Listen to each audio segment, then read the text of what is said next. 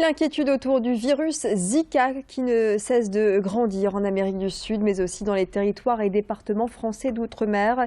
Zika serait à l'origine de troubles neurologiques et de malformations congénitales du nouveau-né.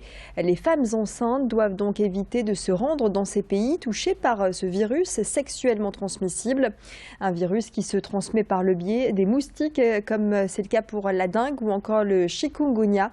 Il a déjà touché plus d'1,5 million de personnes au Brésil. 5 cas ont été identifiés en France métropolitaine. À Lille, l'Institut Pasteur a ouvert une plateforme internet. L'objectif étant de renseigner les voyageurs qui souhaiteraient se rendre dans les pays concernés. Quels sont les risques encourus et les précautions à prendre? Le professeur Daniel Camus nous en dit plus sur les risques encourus par les femmes et les femmes enceintes, notamment au micro de Louis Caillé.